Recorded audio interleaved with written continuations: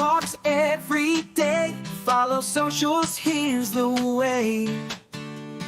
GurlTauX, every platform come to play. Catch our vibe, don't delay. Facebook, YouTube streams, scrolling through your daily memes. GurlTauX show, don't miss out. Join the fun, see what GurlTauX is all about. Keeping it real, it's what we do. So tune in now and join our crew. Lights moving through the screen, click subscribe, don't be mean. Upbeat chatter, it's our routine. GurlTauX show, don't miss out. Join the fun and see what GurlTauX is all about. GurlTauX is who we are. Come hang with us on your tablet, phone, or screen. Anywhere GurlTauX can be seen. GurlTauX show, don't miss out. Join the fun, see what GurlTauX is all about. Update stories, laugh and cry. It's GurlTauX, so don't question why.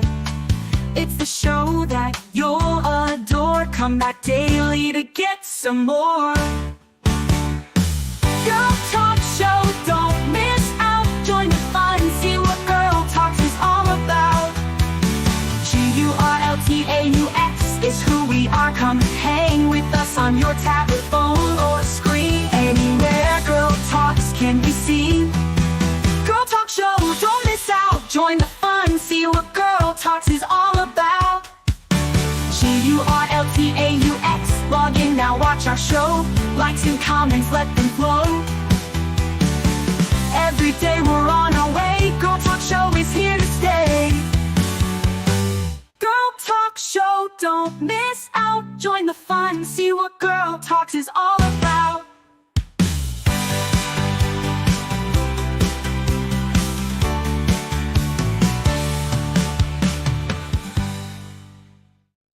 Walking down this road tonight, talking about the things we fight. Addiction knocking at my door. E&T wants so much more. We walk the walk and talk the talk, right here on GurlTauX, on the path where we belong. Standing strong through the storm, together we'll move along.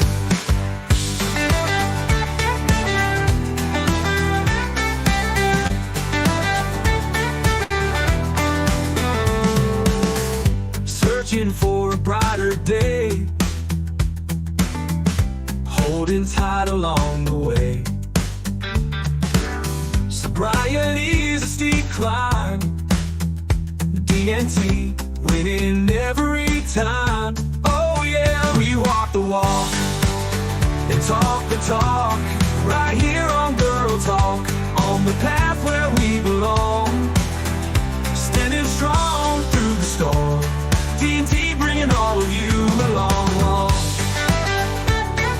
yeah, we walk the walk and talk the talk, right here on GurlTauX, on the path where we belong.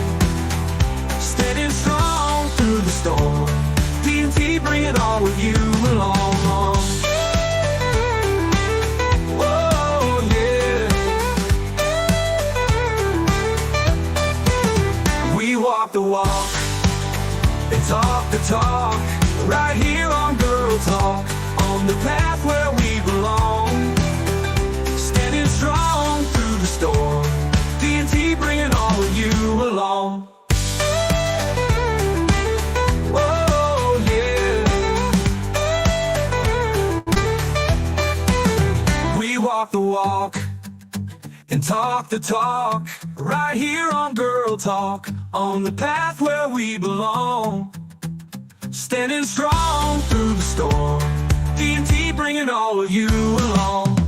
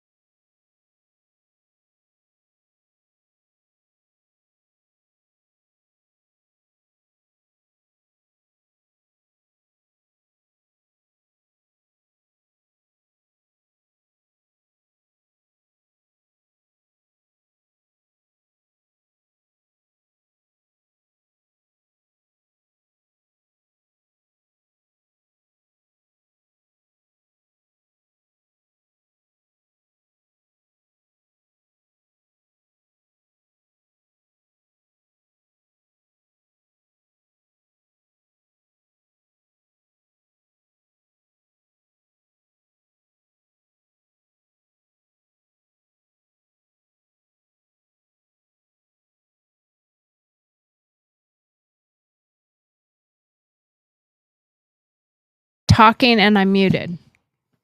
How long have I been muted? The entire show? I think the entire time. Oh, well, hey, maybe we should just start over. No wonder nobody's listening. They're like, you're just talking away and talking. No message? You didn't comment or anything and say, you're deaf. I just had my phone turned over to the Oh, station, so okay. I switched Okay. it down. Well, so apparently I have been talking for 21 minutes with no sound. Oh my God. How, I never mute this. And if you can see this, let me show you. Okay, here's my board. This is where my sound comes out of. And I really never mute it. My mic. If I turn off my mic, it's kind of muted. Actually hit the red button. And if you hit the red button, I can still hear it as if I'm hearing something. But I can hear it. You guys couldn't hear a thing. Oh, that was beautiful. I'm so glad I was doing it that way. I just wanted you to have a moment of silence and just I was trying to help you all learn how to do lip syncing and see if you could follow along. Oh my God. I am so sorry. Okay, look.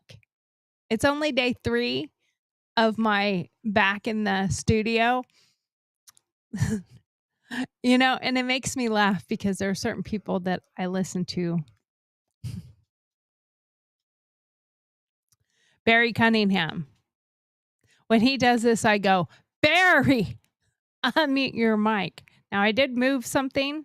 So, in my own defense, it was kind of right there in the way and I couldn't see the light. Oh my gosh, man. I don't even know what I said. I don't remember what I said. Well, I did talk about going through the fire area, and wow, what a devastating area that is. It was so sad. It was definitely like a war zone. What I will tell you is it's like if you don't you've seen the pictures, you might have seen some videos. It's so different when you're going through there on your own. You can still smell the fire. So a little recap, I hauled about 450 feet or 50 feet. Well, that's about how far I got today on the mic. It's a couple feet.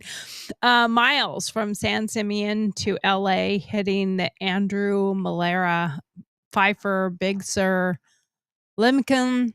I don't know how to say that. Limekiln. I guess it's Limekiln.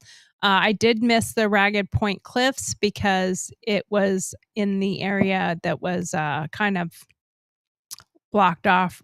You'd have to backtrack around quite a ways. The Victorian Mansion I wanted to go to and stay at. And my husband even asked me, well, why didn't you go to Hearst Castle? I was 12 miles from Hearst Castle. The only thing I would have done going to Hearst Castle would have been there and take a couple pictures and called it a day. I would not have toured it. I'm not going to tour it without my husband. That would be something I would rather do with him.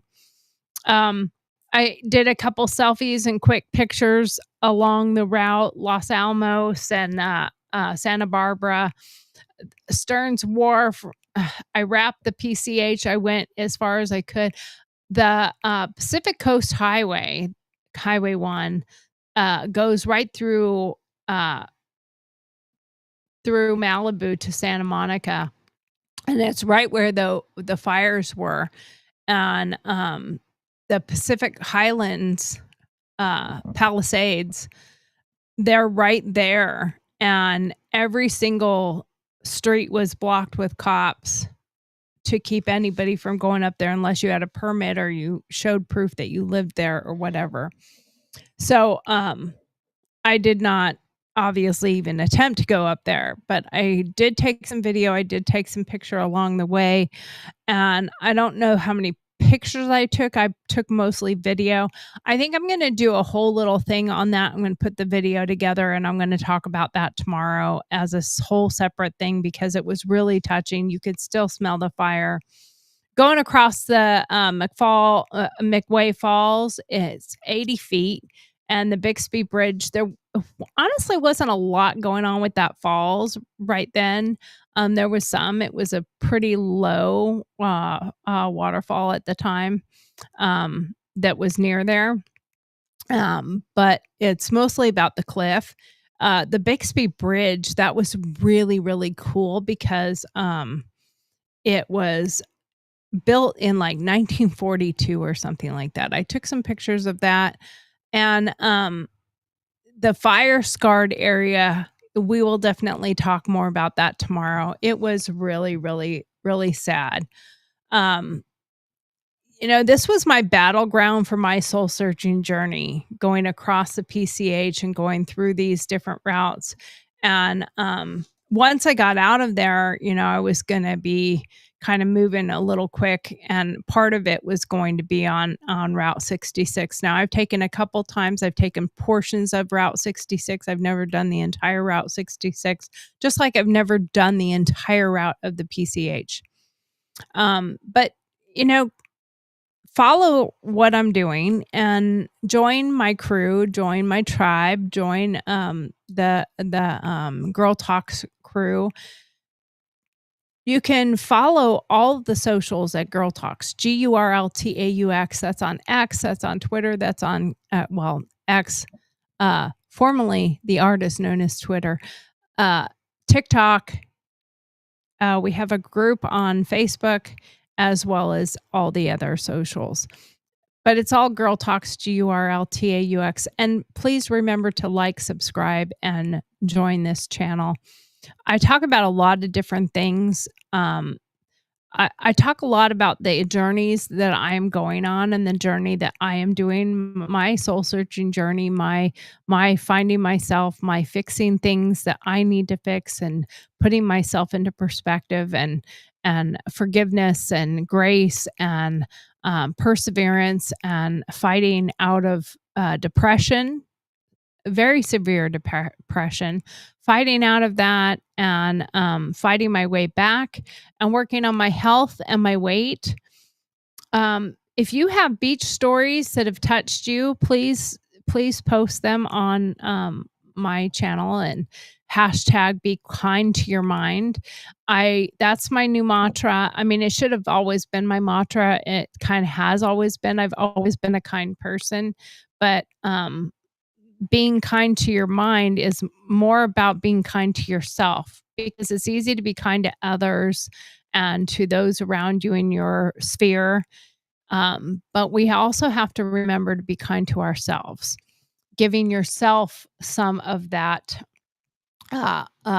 renewal that you need to have. And we tend to forget sometimes that we are also important, and that we have to put ourselves into a place where we are the ones that we want to emulate, we want to repair, we want to have grace with. How much grace do you give yourself? Do you give yourself grace? Do you think about giving yourself grace? I think we all should be thinking about those things from time to time.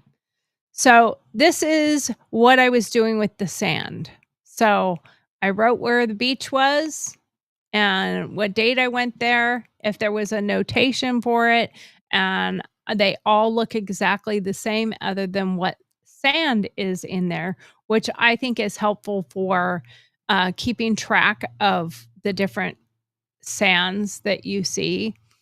Now, on the 17-mile drive, I was just talking about that when it was muted. So 17-mile drive, a very cool drive. I'm pretty sure I went by Clint Eastwood's house because I happen to know what his name is of his house. On this 17-mile drive, they tend to have they have names of all the people that live there. They name their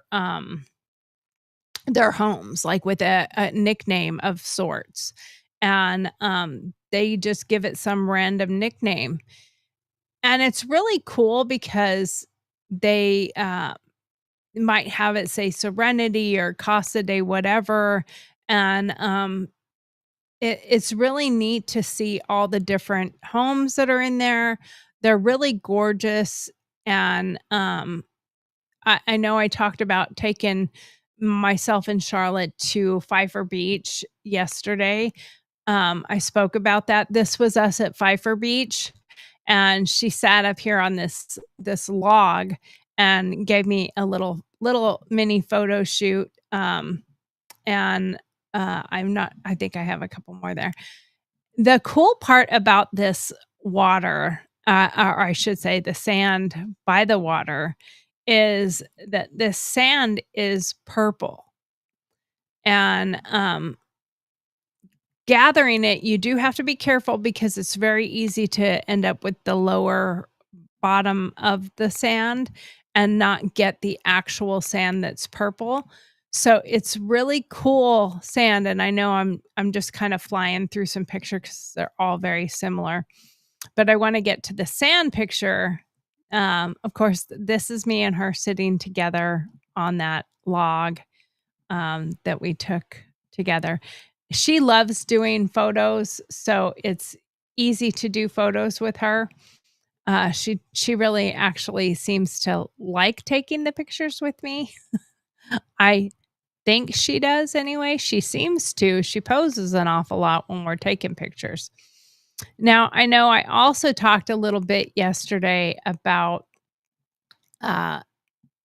taking some different pictures at different locations, and I wasn't able to share them. So this was my view. Now, I did this for a specific reason. I'm from Tahoe. The whole thing was my journey from Tahoe, and these sunglasses are actually KK sunglasses. That ironically I won in a game that her daughter played at because she loved games. She was a girl who loved games, absolutely loved games. So we played a game at her celebration of life that she would have loved, and I won. It was a bingo, and it was really fun. So as I said yesterday, when I went to Shadowbrook Restaurant, I had to change out the hat, so I was able to change it out to one of Kristen's hats, and it was nice because I was able to actually wear a hat because my hair was definitely not in the condition to uh, to go without a hat. I would have looked really bad, and it was so cute because here's Miss Charlotte underneath the table as I was eating. She was so adorable and so sweet. And oh, here's the bill for one person. One person. $130, including the tip. Wow, it was so expensive, but it was well worth it. The most expensive thing I probably did the entire journey was go out to eat at this restaurant that was so well known to me and a lifelong place for me. Um, but driving through 17-mile drive, if you've never done that, you need to do that. It's a beautiful place. It's so cool because you get to see all these different areas, and the houses that are in there are amazing. This is a rock off of there, and they call it Bird Rock, and those are all seals. And it was so cute. I did take one little short video with my glasses, and it was so cute because you could hear the seals out there barking. You know, they call them the puppies of the sea, and they kind of bark, and it was really, really quite fun. Now I'm going to show this video real quick while I talk because obviously all of it's while I'm talking, but this is a really cool hyperspeed. You can see off the side there, you can see some of the ocean, and the view that you have as you're driving is just so gorgeous. And you can see the ocean for days and the cliffs and all the different area out there. But while you're out doing a journey like this, it is a time for renewal, a time to think about where you've been, where you're going, where you've gone, what you're doing, what your past is, where it fits. Can you forgive yourself for any misgivings, anything you've done? Can you move forward past that? If you forgive yourself, I think the key to that is once you have given yourself grace and once you have kind of forgiven yourself and decided that you deserve to have grace and you deserve to forgive yourself. And if you've gone to others that you might have wronged and you've asked for their forgiveness as well, when you get past that part of it, I think then at some point you have to also move on. You have to move past that. You can't stay routed and seated in this place of self-loathing or destruction of your own mind. If you're going to say be kind to your mind, you have to actually follow that. You can't be kind to your mind and then beat yourself up over past. I left my past on this journey. Now, might it come up and bite me in the butt sometime? Yeah, probably. Because we're all human. We all do. But I did a lot of reflecting and a lot of thinking. And I covered more than 2,600 miles on this return part of my trip from Los Angeles to Athens. Now, I was going to go through Route I-10, and then my husband found a better way for me to go through Albuquerque. And I ended up going through Albuquerque because one of the things my mom had asked for was for me to go to See's Candy, one of her favorite candy places. And she really wanted me to go to See's Candy along the route when I was in Reno, because she knows that they have an actual candy place in Reno, See's Candy, and you can go to the counter and pick the ones you actually like the most, rather than just a mixed bag. Well, I told her I'm not going to do that in Reno because I have too many places to stop, too many places to go, too many things to do, and I don't want to leave chocolate sitting in the car and it all end up just one big mess. Either a mess itself or, something that you freeze and it's just one big chunk of a miscellaneous stuff. Gross. So I decided I wasn't going to do that, but I talked to my husband. I'm like, I got to find a See's Candy along the way because once I get going, we're really going to be in the car the whole time. And so he found that there was a See's Candy, counter See's Candy in Albuquerque, New Mexico. And they closed on Sunday by 6 p.m. So I had to make it to Albuquerque by 6 p.m. the following day. So by the time I got through Los Angeles or through Santa Monica, now when I got through all the other areas and coming down the hill, oh, it was so beautiful. Into Malibu, I didn't know what I was going to expect, and we'll talk about the fire, the ravageness of the fire tomorrow. But the other part is, as I was going to all these beaches, there was signs at every single one of these beaches that they close at sunset. And I was so close to sunset, and I talked to my husband. I was like, I think I'm just going to skip them and, miss these last two that I really wanted to go to, Malibu and Santa Monica Pier. And I guess I'm just going to skip them because I don't think I'm going to make it. And he's like, well, what time is sunset? So I checked it out. And by my route, I could be there like 5 minutes before sunset at Malibu. So I hightailed it to Malibu, made it to Malibu 4 minutes before sunset.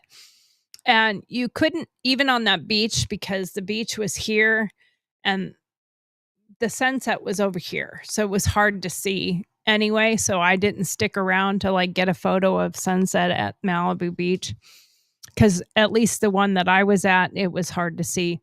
But I grabbed my sand and I jumped back in the car and I said, okay, it says it's 10 miles to Santa Monica Pier.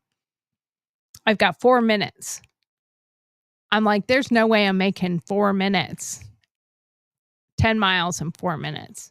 Or maybe it was 2 miles in 10 minutes. I don't remember. But anyway, I jump in my car and I take off. And this is the part of the Pacific Coast Highway they just opened the day before due to the fires. They just opened it back up. And I drove through that area. It was 25 miles per hour. Everything was blocked off. You couldn't go up any turn and up any road. So it was just miles upon miles of devastation. I think my video is 43 minutes that it took to get the 4.5, 5 miles through that section.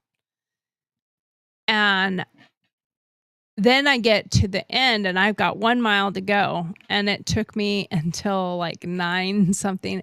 Sunset was at 7:55. It took me till like 9 o'clock to get there. And that last mile was about an hour long to get through, to get into the parking area. Now there's something funny with the parking area. But I get in there and that you have to go to a kiosk to pay to park.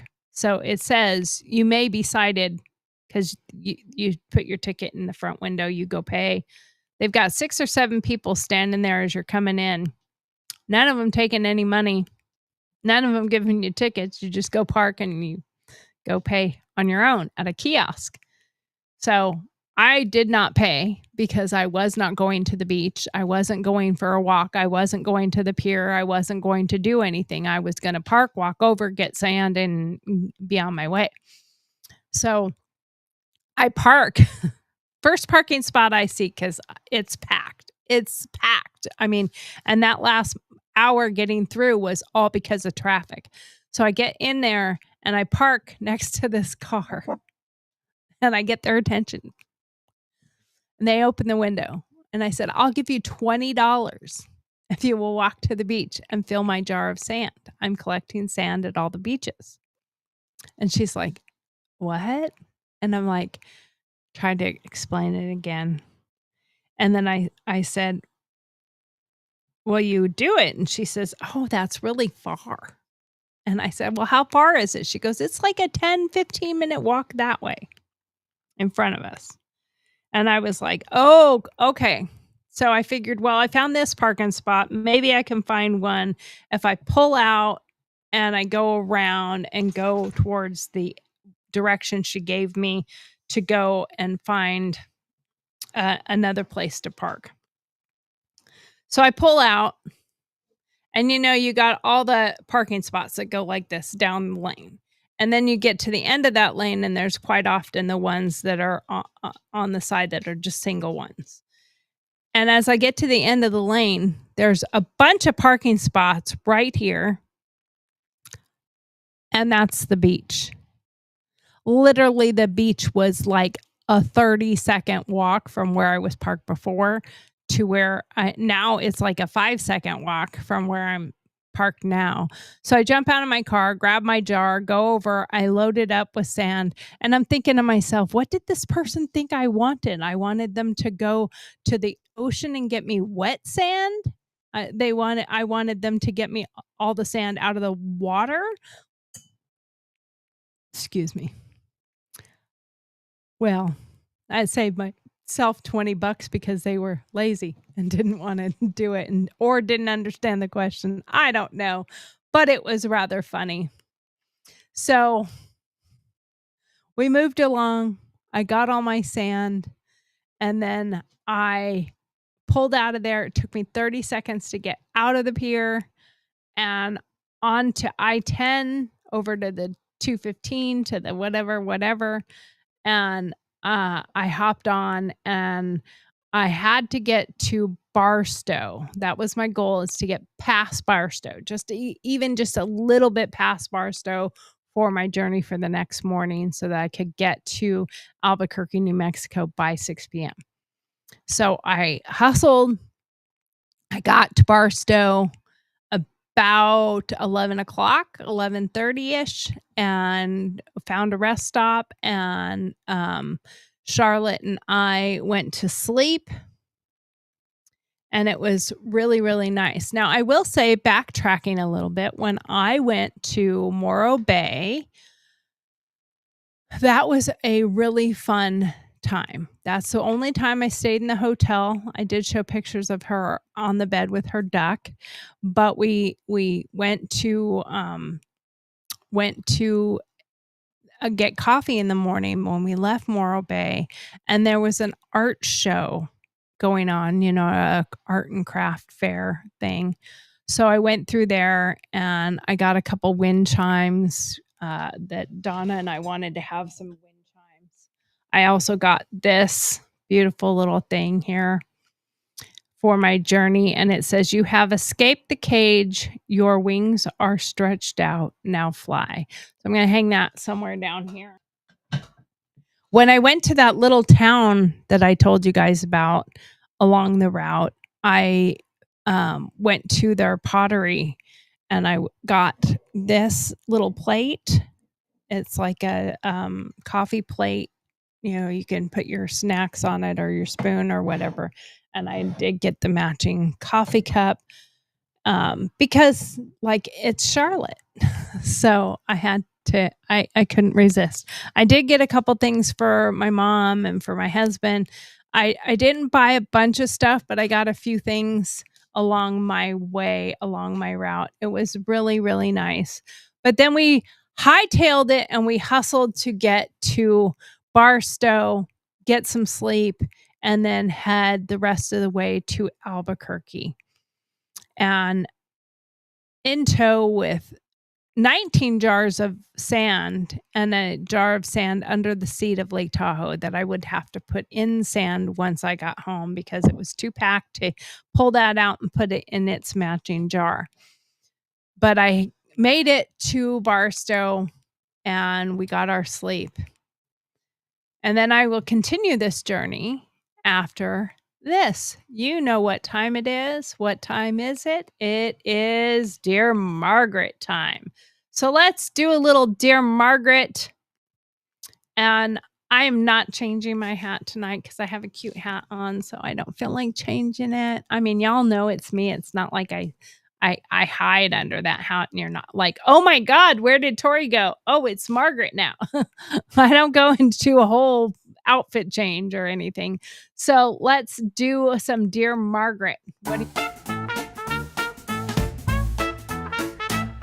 Dear Margaret's here, let's dive right in. Bring your questions, let's begin.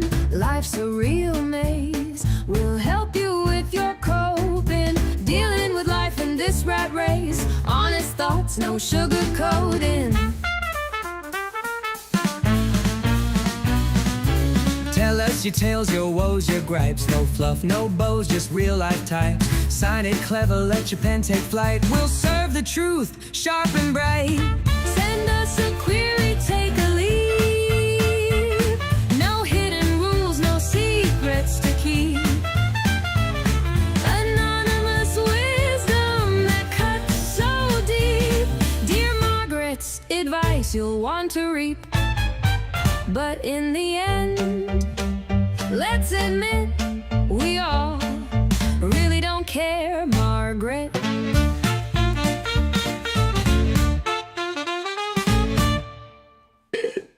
That's right. So, in case you don't know, Dear Margaret is my take on Dear Abby. It is the modern take on Dear Abby. And why do I do that? Because I feel like it. And I loved it when J.D. Vance was having his interview with Margaret. And she was arguing about the fact that there was only so many Tren de Aragua taking over apartment complexes in Aurora, Colorado. He's like, only a couple? Like, should that matter? One? It doesn't matter. So he said, I don't really care, Margaret. And I loved when he said that because I felt the same way. I don't really care, Margaret. It doesn't matter how many. It's about the fact that there are. At all. 1, 14 should be 0. So that is why I do Dear Margaret instead of Dear Tori. But let's get to our first question. Now, remember, I'm talking about my trip this week. So I've had most of my Dear Margaret questions are from questions that people have actually asked me along the way. And then I just put them in Dear Margaret. So we are talking about a solo journey with me and my dog, of course. So it's not entirely solo. It's me and my dog. And she goes in when I go to eat. I showed you the picture of her sitting on the floor underneath my table. She's trained, so she goes in there and she lays down, sits down.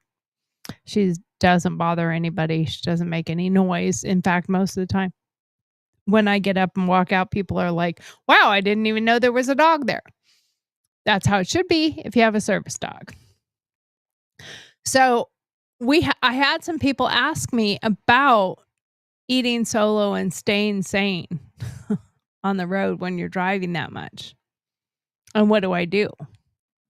So here we go. Dear Margaret, does eating alone on trips feel weird? Any tips solo supper? Well, I will tell you that I've made some really good friends along the way over the years when I've traveled alone. If I see somebody also by themselves, I will interject myself and ask if we can sit together. So I'll tell you a little story about one of those experiences. I was traveling during Veterans Day week. I mean, veterans should have more than a day. So the week of Veterans Day, I was traveling across the country. I was coming back actually from one of my trips.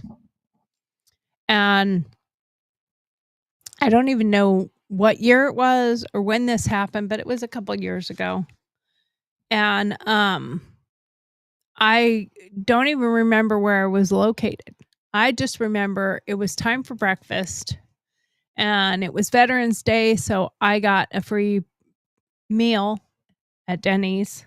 So I went to Denny's and I walked in and there was a old man standing there. He had his veteran hat on, Army hat. And I did have my veteran hat on that my husband had gotten me. And they sat some other couple or table. And then they walked over and they're like, oh, which one of you was here first? And I said, he was. And she said, how many? He said, just me. And I said, no, actually, it's the two of us. We're going to sit together. I didn't ask him. I just said we were going to. And so she sat us and she looked at him like, and he's, yeah. So we went and sat at a table together. And we had a very enjoyable meal. Both of us veterans, me being much younger than him. He was in his 80s. He was a Korea War vet, which was like my dad. He had also been in Vietnam. And we had a really great chat, really nice talk. And when it got to the end, he reached out and took my hand and we sat there and he got a tear in his eye and he said, you have no idea what this just meant to me. And I said, well, neither of us should be sitting by ourselves on Veterans Day. We should be sharing it with others.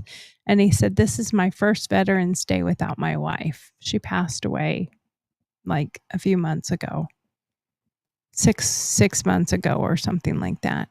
And he said, so I was really having a difficult time even wanting to go by myself. But I chose to go anyway because it is the only day that we get celebrated. So I decided I was going to go. And he's like, I wasn't even sure how I was going to do it by myself. And then there you were.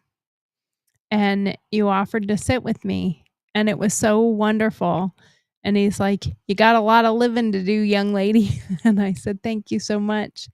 And it was really, really a joyful moment. And I've done this many times. When I was in Grapevine, Texas, there was a lady sitting alone. She had just sat down right before me, and I was sat at a table right next to her, and I just leaned over and I said, "You're sitting alone, you're eating alone. Do you mind? Can you wanna sit together?" And she said, "Absolutely, that's great." She told me a few places to go, some things to see, and I find that I do that quite a bit. I'm not worried about sitting by myself. There was a time years ago that it "Oh, you're a weirdo and, you're a loner and nobody likes you if you go to the movies alone or you go to dinner alone or whatever." You might be traveling, but you can always make friends at these places. You can always talk to somebody. I talked to the server, but again, I've never met a stranger, so I don't have a difficult time talking to anyone. Now, granted, I have had moments where I start talking to somebody. Usually, I'm going to be frank. I'm not frank, but I'm going to be frank. Usually, if I'm talking to a couple and I connect more with the husband because the veteran thing or whatever, the wives will get real nasty. And I've had that happen a few times where I'm hitting on their husband when I'm not. I'm just talking to them. We just have something in common. I had one lady one time that goes, "Why don't you go get your own veteran?" And I was like, "Well, ma'am, I am my own veteran and I am married, very happily married." She's like, "Well, then why aren't you with him tonight?" I said, "Because I'm traveling. I'm on the road. I'm solo. I'm traveling across the country right now. Has nothing to do with my not loving my husband or my husband and I not being together. It's because I'm on the road traveling and I just happen to be here." And we were actually sitting at the bar. This was actually at a veteran. I think it was the same trip, but I went to an Olive Garden and I sat at the table or the bar because I could get served right away. And they were sitting at the bar. And she got all offended. I wasn't wearing my veteran hat because I was dressed a different way and whatever. But I was like, "Lady, I'm certainly not going to travel out here to see your husband. So get over yourself." And he told her to shut up. It was actually quite comical. But you run into people, make friends. Don't worry about it. Just do what you need to do. That's all I can say. All right, number 2.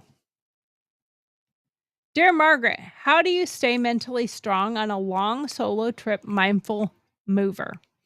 So what I do is talk to other people, talk on the phone. If I get sleepy, I talk to my mom, talk to my husband, talk to my friends. I don't watch, just to be clear, but I put on a YouTube channel or something, or a podcast, and I listen to podcasts rather than just music and the radio, because sometimes the music can start getting mundane and it can start making you sleepy. But if you're listening to a podcast or even a book, something that keeps you interested in the conversation, interested in what's going on, it can keep you going. So that is helpful for me anyway. So that's what I do. All right. That is Dear Margaret. If you have any questions for Dear Margaret, please email them to dearmarg, DearMarg at GurlTauX.com, GurlTauX. Please join our tribe, subscribe, and hit that like button if you like what the content that we are providing. I will be here every day, Monday through Friday, 5 p.m. Central Standard Time, 90 minutes till 6:30 p.m. So if you tag us, please use one of my new ones, the Be Kind to Your Mind hashtag. I want to see that move. I would really like to see that move. that would be really, really great for me. So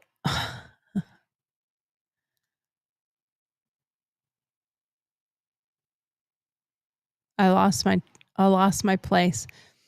So I collected all my sand, and now I'm on my way to Albuquerque, New Mexico, so that I can make it in time to get the chocolates that I wanted to get for my mom.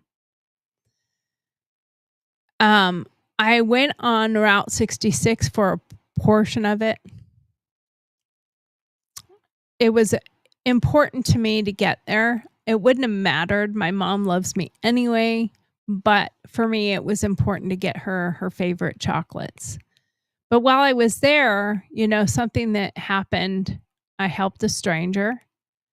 And when I got home, I also turned that sand into some art as a memory.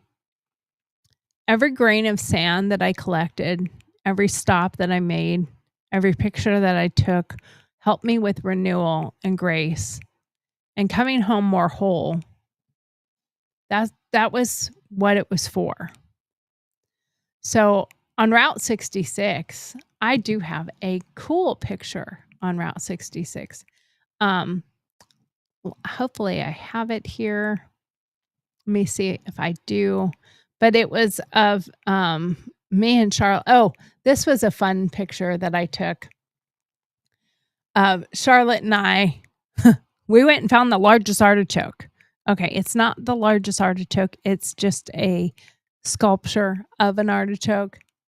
And I did buy artichokes at that same location. No, I take that back. I did not buy any there. I walked into their little store and all their artichokes looked horrible. So I actually did not buy any there because I was like, oh, these do not look that good at all. So I did not buy any there.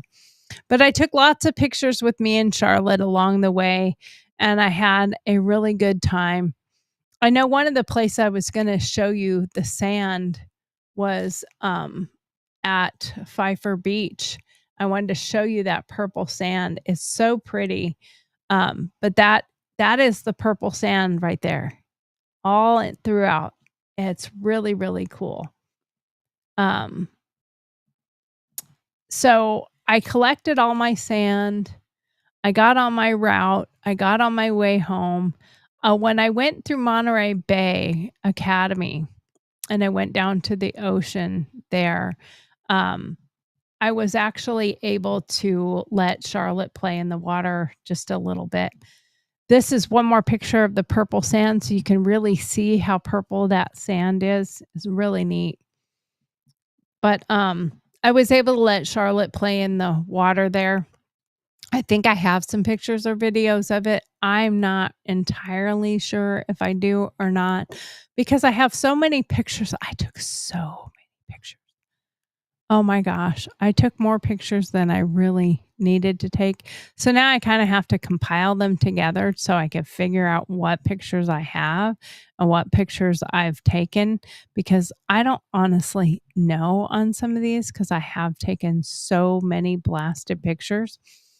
But it's nice when you put these pictures all together because when you put them all together and you make like a montage or whatever, it's really neat to have all these pictures because it and of course there it shows the date and the time and I'm able to see the journey along this way. And one of the cool parts about taking these different routes is at some of the rest stops, they have some really great pictures. And I learned that some of these pictures that I took with my glasses that I did not honestly expect to take very good. I thought, nah, these are going to be really crappy pictures because I didn't know. I've seen a few of the pictures I've taken over time here with my glasses, and they seem to be okay, but I never really like paid close attention to how these pictures go. Um, but needless to say, I was able to um, take some really good pictures. So let me pull these pictures up real quick. And Route 66, I've been on Route 66 several times. I took both Charlotte and Jethro on Route 66 and took some great pictures on Route 66 with both the dogs before. When I was traveling home when we were moving out here. Well, we didn't know we were moving out here yet to Alabama, but we were moving out here. We just didn't know it yet. But I had came out to visit my husband, and I was driving back on Veterans Day week. And I stopped at every Veterans Memorial along the route with the dogs and took pictures with the dogs or videos with the dogs or whatever. It was really, really nice. I mean, I love road tripping, so you can't convince me not to do something like that. So, as per usual, I took pictures, I took video, I took pictures of Charlotte as we're driving. But I do that a lot, and all of these pictures I'm showing you right now were taken from my glasses, the ones I'm wearing right now. So here we go. It's not Route 66 where the cars go, but it's part of their rest stop. And it was really, really cool because the rest stop had some really cool pictures as you come into this area where the rest stop is. And they had like this little walking path that had Route 66 on it, made it look like a highway. I really hate when that happens. You got to hit the arrow and keep it on the arrow. Charlotte, of course, as usual, poses for me. And she was not wearing her vest, but we were just taking a little walk. And I love when I say it, hit the arrow, and then I don't hit the arrow. So we were taking our little walk, and when I got inside, it was really cool because inside they had a bunch of little things that were on the walls with, all the different Route 66 stuff, a little story about Route 66. And it was really neat. So I'm going to read you that part of it. And it says, "The legend lives on. You may be driving a modern interstate, but you are also driving right through the heart of America's history. You are traveling along the route of old Route 66, the narrow 2-lane ribbon of concrete that reached from Chicago to Los Angeles, bringing millions westward in pursuit of the American dream. It was completed in the 1920s, at a time when our country was first enjoying its romance with the automobile. It was a time when, for the first time, America was on the move. Along this way came a huge cast of real and fictional characters in search of adventure or a new chance in life. In the 1930s, during the Great Depression, 250,000 people headed west on this legendary road. They came in the flashiest new creations of Detroit and in old trucks laboring beneath the weight of furniture and household goods, families with absolute conviction that things could be better. In the 1940s, millions of World War II veterans headed for California towards the sun, towards the ocean, and the population of Los Angeles doubled. By the end of 1950s, the highway system began to bypass the small Route 66 towns, and some sections of the road were abandoned. In 1985, the old historic road was officially decommissioned. Here, too, was the Great America roadside, scattered communities of small family businesses created to serve the needs of a nation on the move. Diners and tourist courts, filling stations, and souvenir shops grew like tumbleweeds along the way. It became the world's longest main street, an avenue across America that John Steinbeck called the Mother Road. Route 66 lasted merely 50 years, but it has become a symbol of what is best in the American character. Here is the romance of the open road, the promise of freedom, the lure of what can be found beyond the horizon, the love affair with the automobile that has shaped us as a nation and a people. The old road is gone now, but the legend lives on. And like I said, I've been on parts of old Route 66 where it still exists. Most of it is gone, but there's some really cool stuff that you can see along the way. And like these rest stops that have all these different things in them. This is their little book. And I went through a few of it. I didn't take pictures of everybody else's, but I did take picture of what I wrote on mine. And there were some really cute things stated in the book from other people. But and of course, it started only a couple days before, and they're already to page September. So I put May 25 or 26. 2025, from Alabama to Lake Tahoe to PCH Highway, California to Alabama. My pilgrimage to honor KK, 4,900 miles. Well, I realized it was over 5,000 now. Who lost her life to addiction. Be kind to your mind. Love above all else. Where is KK now? Hashtag where is KK now? Hashtag be kind to your mind. KK is home. So that's what I wrote in the book because I wanted to write something, and it was really touching moment. And like I said, they had some really cute little pictures on the walls and like little signs that says we're filming, so don't be a bad actor.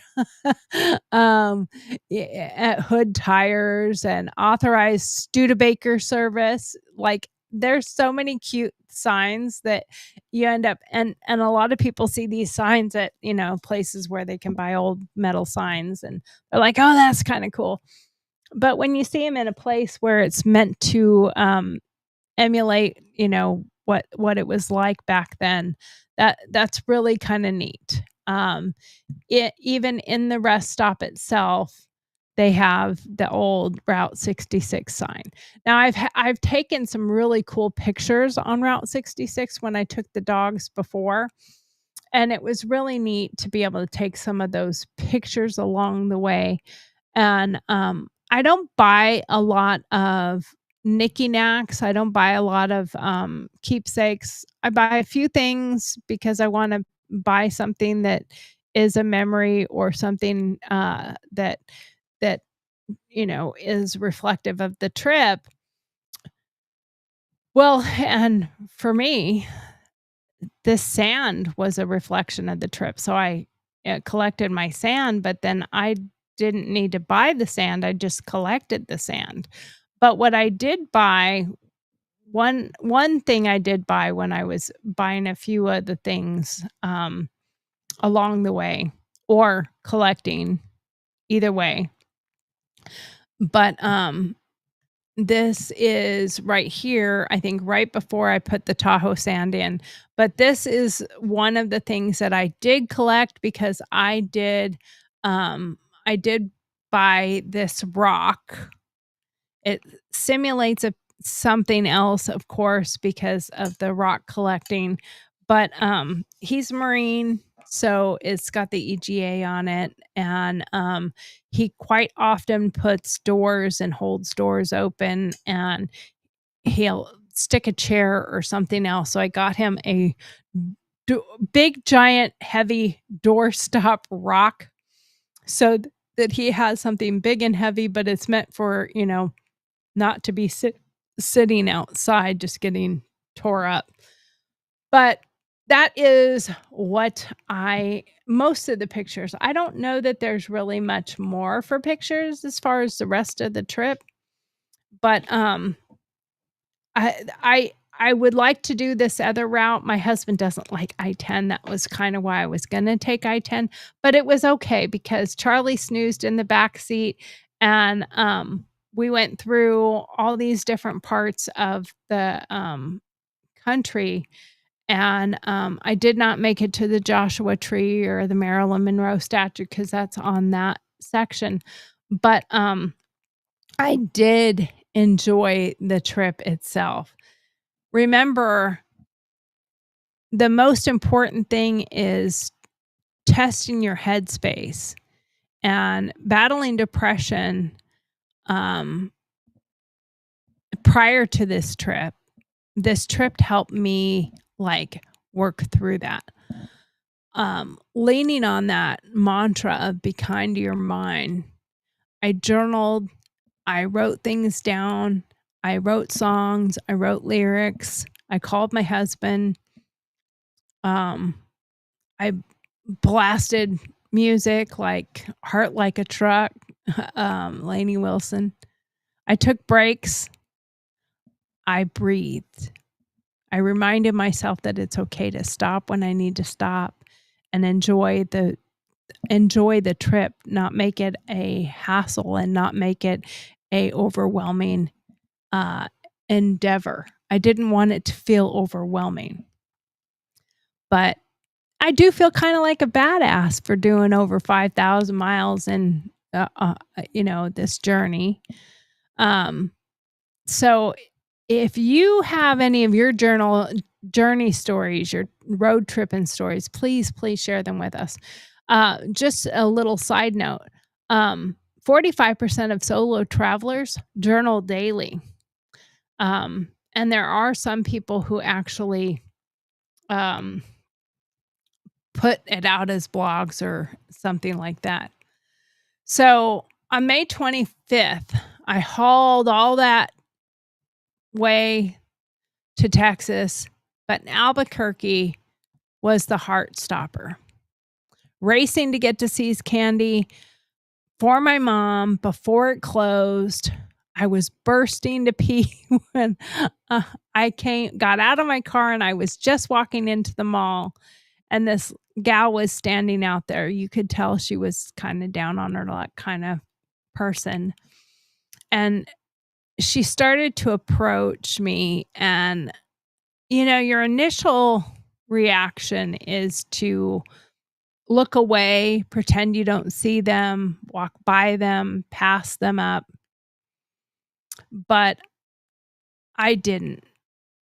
As she approached, hungry and down on her luck, she asked me, "Would you mind? I just need something to eat." And I went inside with her. I said, "Come on, come with me." And I was really worried about the time because it was already after 5:00, like just a little bit after 5, but it closed at 6, and I didn't even know where it was in the mall. And I had to go to the bathroom really bad. Like I was bursting. So I said, "I am not trying to get rid of you. I'm not ditching you, but I have got to pee so bad. I'm going to lose it here." I said, "Do you even know where the bathroom is?" She's like, "Yeah, it's right over there." So she pointed me to the bathroom, and I ran in and went to the bathroom. I said, "Wait for me out here." I came out and she wasn't there. I looked around and she wasn't anywhere around. And then she came over and she said, "Oh, excuse me." She said, "I didn't want it to seem weird that I was just standing outside waiting for you." And I said, "No, it's fine."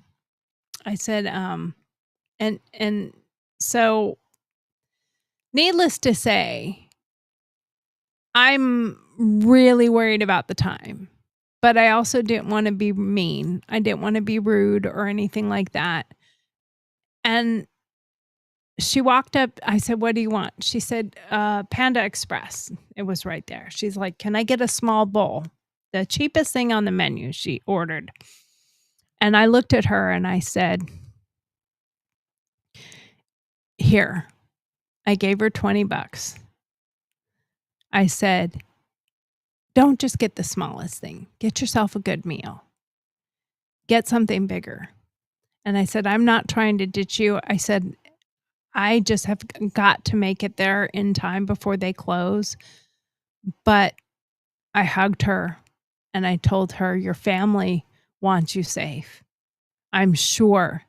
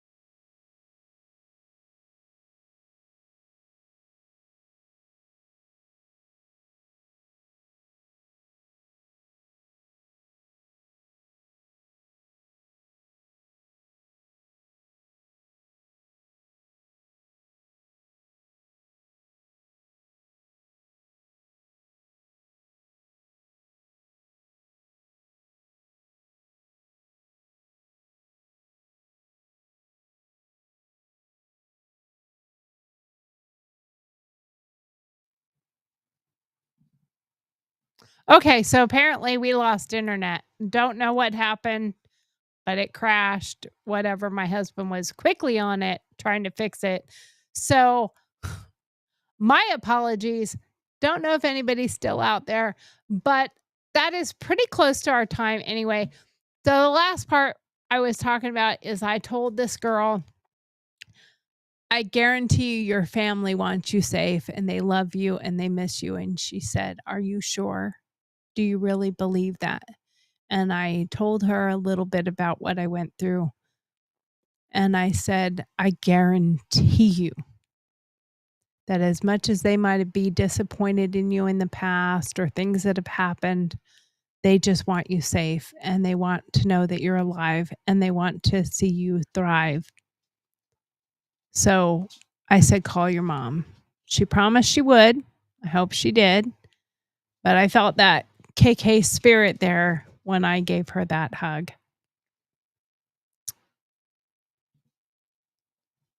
I think about my own forgiveness and the things that I have done. And I take that forgiveness and the forgiveness of myself, giving myself grace very seriously. And you have to move past it once you have gotten to that point. Just a little fun fact about See's Candy sells 26 million candies yearly. My mother loves See's Candy. I've been getting that my entire life. It's kind of the only candy I really, really like, and I only like their dark chocolate. But my grandma started it. So, May 26th, I hit that last 700 miles through Jackson, Mississippi, 400 miles to Athens. And I went through that last part. I pushed hard and I pushed myself a lot. And that total route was a long journey on that very far end. When I rolled into Athens, it was about 3:00 in the morning. It was rough. That last few hundred miles was the roughest. When I got home, I came in and I hugged Steve. I gave him a warning that I was almost there because we do have a little bit of dog issues when we come back, the jealousy. So we always have them meet each other out by the pool. That way, if they get into any kind of aggression, we just shove them in the pool and they can't fight and swim at the same time. But I hugged my husband. This was over 5,000 miles, but it taught me I can undo my mistakes and any flaws that I have as a mom that started at 17, the flaws I have as a wife, but I can grow. I have time to still grow and repair and fix and heal and get healthy and take her spirit with me along this route. Charlie's love has taught me that unconditional love is absolutely worth everything. Steve's grace brought me home renewed. My mom. And this has reshaped my mission for GurlTauX as well. I want to make sure that I can inspire others. I live in a not huge town, but I'm so glad to be home. I'm so glad to be here. This was my soul journey. Over 5,000 miles of love, loss, grace. KK, I see you in everything. I love you. I miss you. But for all of you out there, keep chasing your odysseys and stay fierce. Be okay to not be okay sometimes, and be okay sometimes to just say, I got to stop what I'm doing and I need to go chase this thing for a moment. Go after what you want. It's never too late for forgiveness. It's never too late for grace. And it's never too late to go after something that you may have wanted and thought you were too old to do. Write your book. Do your YouTube channel, do your podcast, write your book. I said that twice because I have a book I'm working on. Drop your renewal stories on X or on our GurlTauX Facebook group. Keep watching Monday through Friday, 5 p.m. to 6:30 p.m. Central Standard Time. And remember to be kind to your mind. Thank you so much for being here. I really appreciate it. Sorry for the delay with the internet, and I'm sorry for the 20 minutes of me repeating myself. Oh, wait, you didn't hear me repeat myself because the first 20 minutes you didn't hear anything. Well, that's okay. All I can do is smile and say it is one of those things that happens. And on that, I am going to send you off with just a little bit of pictures of what I did with this sand when I got done. And I'm going to let you see those pictures as I play my outgoing song here. Well, hopefully I'll let you see that because now I don't know where I put those pictures of my sand art. I thought I put it somewhere. I don't know what I did with it. I could have sworn I had it right here. Boom, boom, boom. Where is it? Where is it? I don't know. It's so discombobulated. But I will pull some up for you. Yeah. Anyway, the whole point of it is we all have a journey to take. We all have stories to do. We all have a past. We all have things that we can overcome. We all have things that we can fix. We all have things that are not always our best, but we have things that we can share with one another, and we can move forward, and we can take the lessons and the journeys that we've been on as lessons for what not to do, what to do, how to fix it, how to go forward, how to move forward, how to fix the past and move into the present and let yourself go with those things. One of the most important parts of that is to not, and I repeat, not allow yourself to keep going back into it. If you have given yourself the grace and you have forgiven yourself, then you have to find a way to move on and move forward.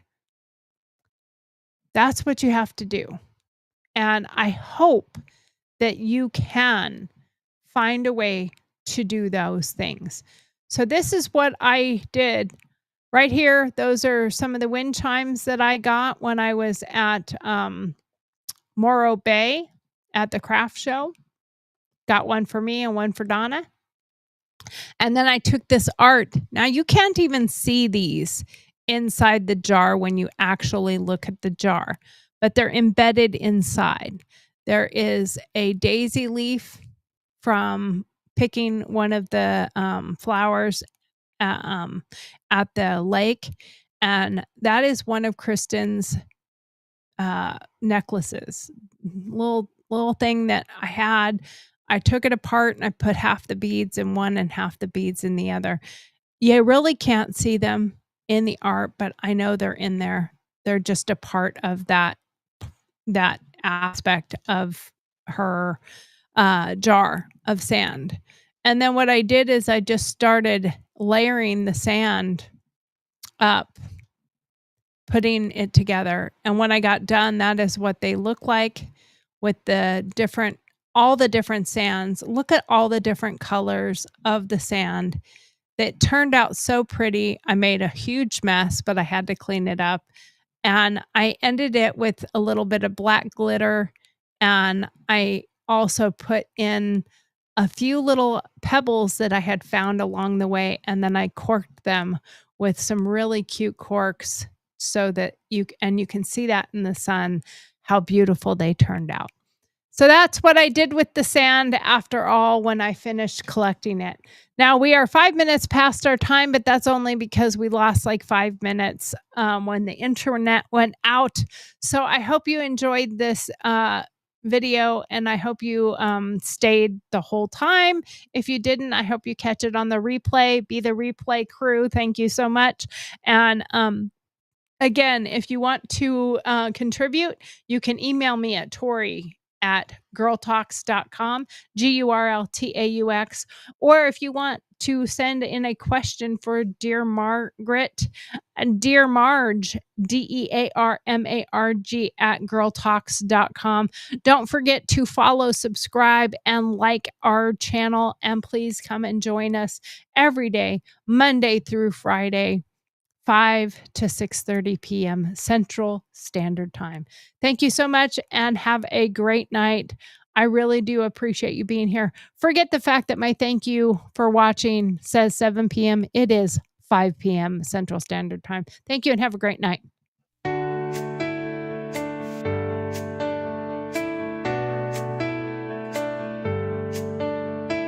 Thank you for watching GurlTauX live broadcast, which airs weekdays at 7 p.m. Central Standard Time. Don't forget to send in your Dear Margaret questions. Then join us for our opinion-based answers. We love having you. Thanks for taking the time to be with us tonight. Don't forget to like, follow, subscribe, and share with your friends. We'll see you tomorrow. Good night.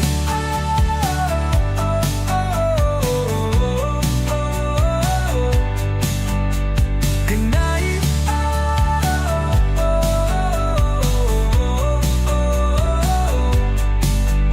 Good night.